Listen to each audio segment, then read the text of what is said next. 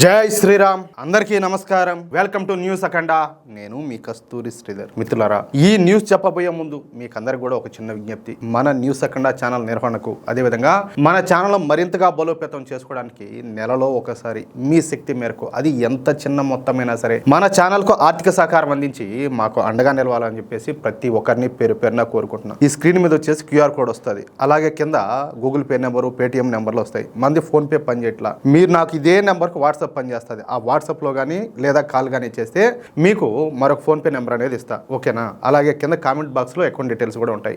ఏదో ఒక రూపంలో మీ శక్తి మేరకు మన ఛానల్కు ఆర్థిక సహకారం అందించి మన ఛానల్కు అండగా నిలవాలని చెప్పేసి పెద్దలందరినీ కూడా పేరు పేరున కోరుకుంటున్నాను. సరే, ఇక న్యూస్ విషయానికి వస్తే, ఉత్తరప్రదేశ్కు ఒక పెద్ద వరం ఉండాలి. అదే గంగా నది. ఈ గంగా నది ఉత్తరప్రదేశ్ మధ్యలో నుంచి ప్రవహిస్తూ ఉంటుంది. దీనివల్ల ఉత్తరప్రదేశ్లో 90% భూములు పచ్చదనంతో కళకళలాడిపోతూ ఉంటాయి. ఇక్కడి భూముల్లో సంవత్సరానికి 3 పంటలు చాలా ఈజీగా పండుతాయి.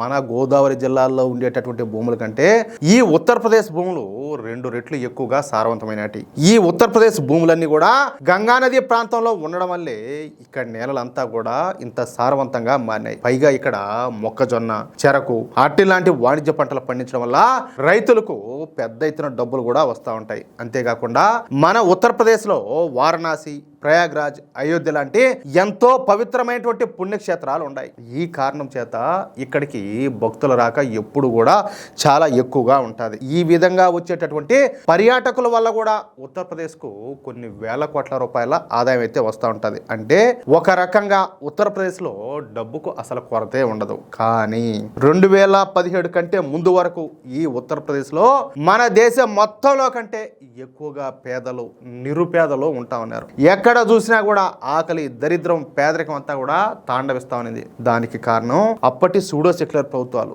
ఈ సూడో సెక్యులర్ ప్రభుత్వాలు ఉత్తరప్రదేశ్ను ఒక రౌడీల రాజ్యంగా మార్చేసినాయి. మొదట కాంగ్రెస్ పార్టీ ఉత్తరప్రదేశ్ను నాశనం చేస్తే, ఆ తర్వాత సమాజ్వాదీ పార్టీ ఉత్తరప్రదేశ్ను పూర్తిగా సర్వనాశనం చేసి పారేసింది. ముఖ్యంగా ఈ సమాజ్వాదీ పార్టీ కేవలం గూండాలు, రౌడీలు, మాఫియా గ్యాంగులు, నేరస్తుల అండతోనే అధికారాన్ని అయితే సంపాదిస్తా ఉన్నది.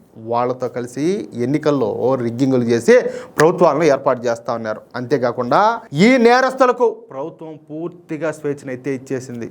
దీనివల్ల ఉత్తరప్రదేశ్లో ఎటు చూసినా కూడా రౌడీలు, క్రిమినల్స్, డాన్లు అంతా కూడా తయారైపోయినారు. ఫలితంగా ఉత్తరప్రదేశ్లో ప్రతి గ్రామం కూడా ఒక్కొక్క రౌడీ చేతిలోనో లేదా నేరస్తుల గ్యాంగ్ చేతుల్లోనో ఉంటామనేది. ఇక ఉత్తరప్రదేశ్లో ఎక్కడ చూసినా కూడా రౌడీయిజం, సెటిల్మెంట్లు, దోపిడీలు, అత్యాచారాలు, హత్యలు, కిడ్నాప్లు, ఈ విధంగా పెద్ద ఎత్తున 3 పువ్వులు 6 కాయలుగా వర్ధిల్లుతా వచ్చినాయి. అర్థమైందా? అన్నిటికంటే ఘోరమైన విషయం ఏంటంటే, ఈ పంచాయతీలు, ఏది సెటిల్మెంట్లు ఉంటాయి కదా, అట్లా అనమాట. వసూళ్ల దందాలు అన్ని కూడా పోలీస్ స్టేషన్లోనే జరుగుతూ ఉన్నాయి. చూడండి, దాన్ని బట్టి మీరే అర్థం చేసుకోండి. ఇక ఈ ఉత్తరప్రదేశ్లో శాంతి భద్రతలు అనేటివి నీటి మీద రాతల్లా ఉంటా ఉన్నాయి. సాయంత్రం 7 గంటలు దాటితే సాధారణ ప్రజలు ఎవరో కూడా బయటకు రావడానికి భయపడతా ఉన్నారు. ఇక షోరూముల్లో ఉండే వాహనాలను పట్టపగలే దౌర్జన్యంగా ఎత్తుకొని పోతా ఉన్నారు. ఇదంతా కూడా 2017 ముందు వరకు నడిచింది. అయితే 2017లో జరిగినటువంటి ఉత్తరప్రదేశ్ ఎన్నికల్లో భారతీయ జనతా పార్టీ ఘన విజయం సాధించింది. దీంతో మన యోగి ఆదిత్యనాథ్ గారు ఉత్తరప్రదేశ్ ముఖ్యమంత్రిగా బాధ్యతలు అయితే తీసుకున్నారు. అంతే, ఇక ఉత్తరప్రదేశ్ స్వరూపమే పూర్తిగా మారిపోయింది. యోగి గారు మొదటగా శాంతి భద్రతల మీద గట్టిగా ఫోకస్ పెట్టినారు. ఉత్తరప్రదేశ్లోని నేరస్తులను, రౌడీలను, మాఫియా గ్యాంగులను, డాన్లను పూర్తిగా లేపేయాలని చెప్పేసి కంకణం కట్టుకున్నారు. ఈ విధంగా ఉత్తరప్రదేశ్ ముఖ్యమంత్రిగా యోగి ఆదిత్యనాథ్ గారు 2017 మార్చిలో బాధ్యతలు తీసుకున్నప్పటి నుంచి రాష్ట్రంలో పోలీస్ ఎన్కౌంటర్ల సంఖ్య గణనీయంగా పెరిగింది. మార్చి 2017 నుంచి ఇప్పటి వరకు రాష్ట్ర వ్యాప్తంగా దాదాపుగా 17,043 పోలీస్ ఎన్కౌంటర్లు జరిగినాయి. ఈ ఎదురు కాల్పుల్లో మొత్తం 289 మంది కరుడుగట్టినటువంటి నేరస్తులు చనిపోయినారు. ఈ కాల్పుల్లో 11,834 మంది నేరస్తులు గాయపడితే, పోలీసుల వైపు కూడా 18 మంది చనిపోయినారు. అంటే రాష్ట్రంలో గత 9 ఏళ్లుగా రోజుకు యావరేజ్గా 5 ఎన్కౌంటర్లు జరిగినాయన్నమాట. పశ్చిమ ఉత్తరప్రదేశ్లోని మీరట్ జోన్లో 4813 ఎన్కౌంటర్లతో అగ్రస్థానంలో నిలబడింది. ఇక్కడ అందరికంటే ఎక్కువగా 97 మంది నేరస్తులు చనిపోయినారు. సరే, ఇదంతా కూడా ఎట్లుంటే ఉత్తరప్రదేశ్ పోలీసుల ఎన్కౌంటర్ల పరంపర 2026లో కూడా నడుస్తూనే ఉండదు. అంటే ఇప్పుడు ప్రజెంట్ ఇయర్ ఈ సంవత్సరంలో గడిచిన కొద్ది నెలల్లోనే దాదాపు 23 మంది నిందితులు పోలీస్ ఎన్కౌంటర్లో ప్రాణాలైతే కోల్పోయినారు. ఈ పరిణామాలు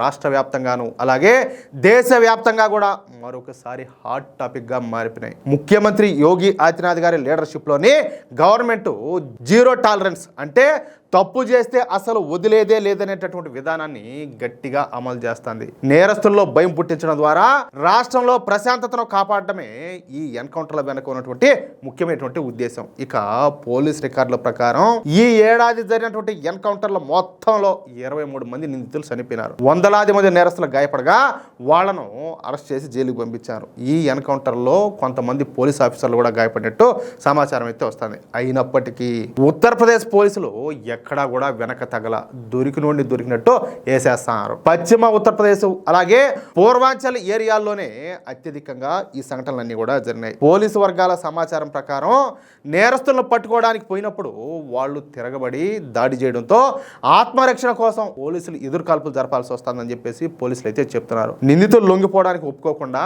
ఆధునిక ఆయుధాలతో దాడి చేయడం వల్లే ఇవి ఎన్కౌంటర్లకు దారితీస్తున్నాయని చెప్పేసి యోగి పోలీసులు అయితే చెప్తున్నారు. మరోవైపు ఈ ఎన్కౌంటర్ల మీద ఆపోజిషన్ పార్టీలు అలాగే మానవ హక్కుల సంఘాలు తీవ్రంగా అభ్యంతరం వ్యక్తం చేస్తున్నాయి. ముందు ఏం చేస్తా ఉన్నారు, ఏం పీకుతా ఉన్నారు, ముందు ఎట్లుంది ఉత్తరప్రదేశ్ అంతా కూడా రౌడీ రాజ్యం, అది గూండాగిరి, ఎక్కడ చూసినా గూండాలు రౌడీలు గ్యాంగ్స్టర్లు వద్దెళ్తా ఉన్నది. అప్పుడు ఏం పీకుతా ఉన్నారు, మీ మానవ హక్కులన్నీ అప్పుడు ఎక్కడ పెట్టుకున్నారు అంటాలే, సిగ్గులే మీకు కొంచెం ఉన్న మానవ హక్కులు అని చెప్పి ఆయన కాడికి పోండి, యోగి ఆదిత్యనాథ్ గారి కాడికి ఏ అవతల భారత దొప్పుతాడు ముందు మిమ్మల్ని ఫస్ట్ యాదవ్ ముండా కొడకలారా, మానవ హక్కులు బొచ్చుల హక్కులు రా, సామాన్యులు పీడిస్తా ఉంటే అది బాధలే, వాళ్ళని వేసేస్తా ఉంటే బాధ వస్తుందా.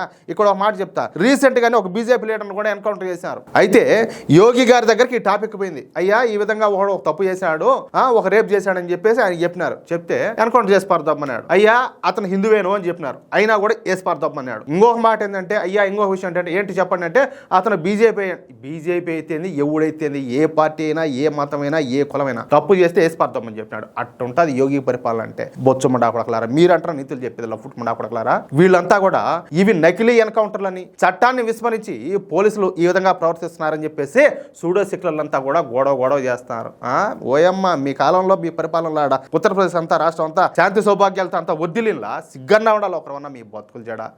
ఏది ఏమైనప్పటికీ ఉత్తరప్రదేశ్ పోలీసుల ఆపరేషన్ క్లీన్ చాలా స్పీడ్ గా సాగుతుంది. క్రైమ్ రేటు తగ్గుతా ఉండడంతో ప్రజలంతా కూడా ప్రశాంతంగా సంతోషంగా బతుకుతున్నారు. ఇక్కడ కష్టం వచ్చింది ఎవరికయ్యా అంటే దేశ వ్యతిరేకులకు, జిహాదీగాళ్లకు, హిందూ వ్యతిరేకులకు, ఈ అసాంఘిక శక్తులకు, వీళ్ళకే ఇప్పుడు ఇబ్బంది అంతా కూడా. మామూలుగా సామాన్య ప్రజలకు ఎటువంటి ఇబ్బంది లేదు. వాళ్ళు ప్రశాంతంగా ముందుటి కంటే కాలు మీద కాలు వేసుకొని దర్జాగా బతుకుతున్నారు, వాళ్ళ పనులు వాళ్ళు చేసుకుంటున్నారు.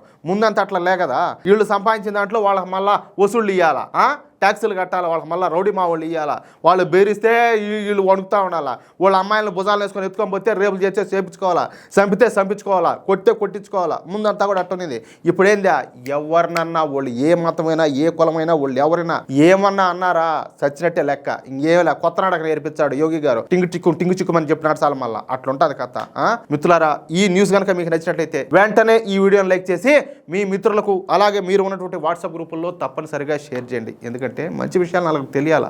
ఇక్కడ ఇంకో విషయం ఏంటంటే, ఈ వీడియో పైన మీ అభిప్రాయం ఏంటో ఖచ్చితంగా ప్రతి ఒక్కరు కూడా కామెంట్ రూపంలో తెలియజేయండి. అలాగే ఇంతవరకు మీరు కనుక మన న్యూస్ అఖండ ఛానల్ని సబ్స్క్రైబ్ చేసుకున్నట్లయితే ప్రతి ఒక్కరు కూడా మన ఛానల్ సబ్స్క్రైబ్ చేసుకోండి, సపోర్ట్ చేయండి ప్లీజ్. జై శ్రీరామ్, జై హింద్, భారత్ మాతా కి జై.